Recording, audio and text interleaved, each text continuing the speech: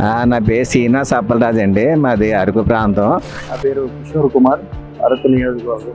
నా పేరు శ్రీనివాస్ అండి, నేను అరకు పార్లమెంట్ నియోజకవర్గంలో ఉంటాను. హాయ్ అండి, నా పేరు అయ్యప్ప, నేను అరకు పాడేరు లోక్సభ నుంచి మాట్లాడుతున్నాం. నా పేరు రాము, నేను పాడేరు వాసిని. నమస్కారం, నా పేరు రాస పాపిట్రాజు, అల్లూరు సీతారామరాజు జిల్లా పాడేరు. నా పేరు దేవదాసు, అల్లూరు సీతారామరాజు జిల్లా. 2014 ముందు ఈ నియోజకవర్గంలో, అరకు నియోజకవర్గంలో సరిగ్గా రోడ్లు ఉండేవి కాదు, నీటి వసతులు ఉండేవి కాదు, త్రాగునీరు ఉండేది కాదు, సాగునీరు ఉండేది కాదు. ఒక ప్రాంతం నుండి ఇంకో ప్రాంతానికి వెళ్ళాలంటే మౌలిక సదుపాయాలు ఉండేవి కాదు. ఇప్పుడు ఏంటంటే తాగునీటి కోసం వెళ్ళాలంటే ఆ రాళ్ళు రప్పలు అంటూ కొండలో నడుచుకొని 10 కిలోమీటర్లు నడుచుకుంటూ వెళ్ళేవారు. ఒకప్పుడు అంటే నీటి కోసం చాలా ఇబ్బందులు పడేవాళ్ళం. ఈ చుట్టుపక్కల ఏంటంటే రిజర్వాయర్ లేనప్పుడు మనకి వర్షాకాలంలోనే ఉండేవి, తర్వాత స్టోరేజ్కి నీళ్ళు లేకపోవడం, ఇక్కడ భూగర్భ జలాలు కూడా చాలా తక్కువగా ఉండటం వల్ల వర్షాకాలం కానప్పుడు మిగతా కాలాల్లో అయితే మాకు చాలా ఇబ్బందిగా ఉండేది నీటి అవసరాలు తీర్చుకోవడానికి. ఏంటంటే ఇదివరకు చాలా ఇబ్బంది పడేవాళ్ళం. ఎక్కడో బావి ఉండేది, ఎక్కడో సెలయేరు ఉండేది, ఎక్కడో నది ఉండేది, అక్కడ వెళ్ళేవాళ్ళం. ఆ వాటర్ కూడా ఎలా ఉండేది అంటే మురుగునీళ్ళు కావచ్చు, పురుగులై ఉండొచ్చు, లేకుంటే తెలుసు ఊర్లో ఇంకా ఎలా ఉంటుంది, చెత్త అంతా కలిసి ఉంటుంది. 2014 నుండి ఇప్పటి వరకు కూడా నరేంద్ర మోడీ కేంద్ర ప్రభుత్వం మా అరకు నియోజకవర్గానికి ఎన్నో అభివృద్ధి కార్యక్రమాలు, ఎన్నో అభివృద్ధి పథకాలు ప్రవేశపెట్టడం జరిగింది. దానిలో భాగంగా ఇక్కడ ఉన్న ముఖ్యంగా ఎక్కువ గిరిజనులు ఎక్కువ ఉంటారు. ఈ గిరిజన ప్రాంతాన్ని డెవలప్ చేయడానికి నరేంద్ర మోడీ ప్రభుత్వం ఎన్నో పథకాలు, అభివృద్ధి కార్యక్రమాలను చేపట్టింది. తద్వారా ఇక్కడున్న గిరిజనులంతా కూడా చాలా లబ్ధి పొందడం జరిగింది. ముఖ్యంగా చెప్పుకోదగినది ఏంటంటే ఇక్కడ ఒక 500 కోట్లు వెచ్చించి ఇక్కడ మెడికల్ కాలేజ్ నిర్మించడం జరిగింది. దీనివల్ల ఇక్కడ ఉన్న గిరిజనులకు మౌలిక సదుపాయాలు అందజేయడమే కాకుండా వారికి మెరుగైన ఉచిత ఆరోగ్యాన్ని అందించే విధంగా ఇక్కడ ఏర్పాటు చేయడం జరిగింది. దీనికి గాను ఇక్కడున్న గిరిజనులంతా కూడా ఆనందాన్ని వ్యక్తం చేయడం జరుగుతుంది. ఇప్పుడు ఏంటంటే తాగునీటి కోసం వెళ్ళాలంటే ఆ రాళ్ళు రప్పలు అంటూ కొండలో నడుచుకొని 10 కిలోమీటర్లు నడుచుకుంటూ వెళ్ళేవారు. ఇప్పుడు ఆ పరిస్థితి లేదు. ప్రతి ఇంటికి కూడా తాగునీటి కాలేజీలు ఏర్పాటు చేశారు. దీనివల్ల ఏంటంటే ప్రతి ఒక్కరికి కూడా ఇప్పుడు ఇబ్బంది లేకుండా, త్రాగునీటికి ఇబ్బంది లేకుండా అవుతుంది. మా వెనకబడిన ఈ జిల్లాలో ప్రధానంగా చెప్పుకుంటే ప్రాజెక్టులో మురిసిమిల్ ప్రాజెక్టు కూడా ఒకటండి. ఈ గిరిజన ప్రాంతాల్లో ఉన్న దాదాపు 23 గ్రామాల వరకు ఈ మురిసిమిల్ ప్రాజెక్టులోని వాటరే మాకు యూజ్ అవుతాయి. 100 గ్రామాలకి ఏంటంటే ఆ రిజర్వాయర్ వల్ల సాగునీరు సదుపాయం కలుగుతుంది. అలాగే 22,000 ఎకరాల వరకు ఆ పంటలు అనేది రైతులు పండించగలుగుతున్నారు ఈ మురుసుమిల్లి రిజర్వాయర్ వాటర్ ద్వారా. తోటపల్లి రిజర్వాయర్ వల్ల చాలా మండలానికి నీరు అందుతుంది. చీపురుపల్లి, బొబ్బిలి, రాజం, గరివిడి, పార్వతీపురం జిల్లాలన్నిటికీ నీరు అందుతుంది.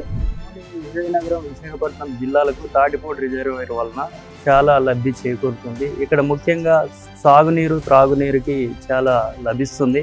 ఇక్కడ ముఖ్యంగా గజపతి నగరం, జామి, శృంగవరపుకోట మొదలగు మండలాలకు దాదాపుగా 20,000 ఎకరాలకు ఈ ఆనకట్టు ఉన్నది. దీనివలన ఇక్కడున్న విశాఖపట్నం, విజయనగరం సిటీలో కూడా ఇక్కడ నుండి మంచినీటి అనేది సరఫరా అవుతుంది. ఈ తోటపల్లి రిజర్వాయర్ అంటే ఇక్కడ మాకు 2 విశాఖపట్నం, ఇటు విజయనగరం జిల్లాల్లోని మండలాలకి అవసరాలకి వాటర్ ఇవన్నీ ఈ ప్రాజెక్ట్ నుండే వస్తాయి. మాకు ప్రధానంగా బొబ్బిలి, బల్జిపేట, సీతానగరం ఈ మండలాల్లోని గ్రామాలకి నీటి అవసరాలన్నీ ఇక్కడ నుండే తీరుస్తూ ఉంటాయి. అలాగే పార్వతీపురం టౌన్కి కూడా తాగునీరు, రోజువారీ అక్కడ జనానికి అవసరమైన రోజువారీ అవసరాలకి నీళ్లు కూడా ఈ ప్రాజెక్ట్ నుండే మెయిన్గా మాకు వస్తూ ఉంటాయండి. నరేంద్ర మోడీ గారు కేంద్ర ప్రభుత్వం 2014లో ఏర్పడిన తర్వాత ప్రతి గ్రామానికి రోడ్లు వేయడం, గ్రామీణ సడక్ యోజన ద్వారా రోడ్లు వేయడము, జల్ మిషన్ ద్వారా ప్రతి గ్రామానికి కూడా కుళాయిలు అందించడము, ప్రతి ఇంటి వద్ద కూడా మరుగుదొడ్లు కట్టించడం నరేంద్ర మోడీ గారు ఇవన్నీ కూడా సంక్షేమ పథకాలను మా గిరిజన ప్రాంతంలో అభివృద్ధి కార్యక్రమాలు చేపట్టారు. మన మోడీ గారు వచ్చిన తర్వాత, ఆ మహానుభావుడు వచ్చిన తర్వాత మా జిల్లాకి మంచి లాభము, డెవలప్మెంట్ అంటే ఏంటో ఒక గిరిజన వాసిగా నేను చెప్తాను.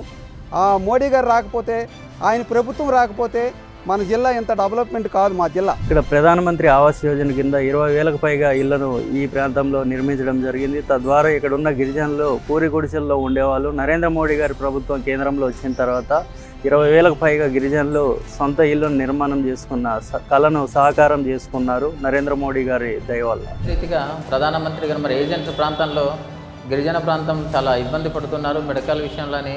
మరి ప్రధానమంత్రి చొరవ తీసుకొని నిజంగా గిరిజనుల పట్ల ఎంతో ప్రేమ, దయ, కనకరం చూపించి అల్లూరు సీతారామరాజు జిల్లా పాడేరులో మెడికల్ కాలేజ్ కూడా మరి కట్టిస్తున్నారు.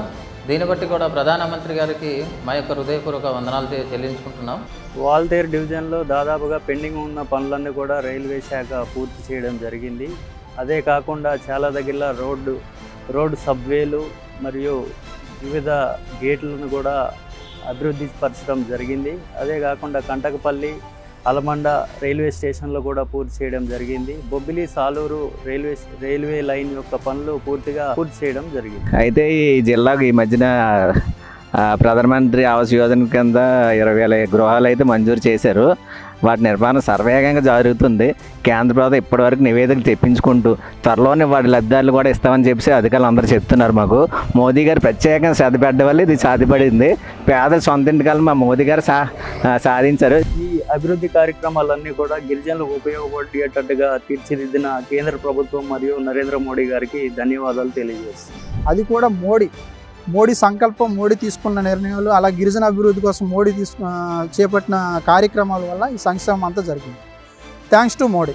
అల్లూరు సీతారామరాజు జిల్లాకి విద్య, వైద్యం, త్రాగునీరు, సాగునీరు, మెడికల్ కాలేజీలు, ఎన్నో మౌలిక సదుపాయాలు అందజేశారు మోడీ గారు. అన్ని దేశాలు మన దేశం వైపు చూస్తుంటే మన మోడీ లాంటి నాయకుడు ఉండబట్టే కదా మనకి ఈ పేరు వస్తుంది. జై మోడీ. కమలం గుర్తుకు ఓటేద్దాం, బీజేపీని గెలిపిద్దాం.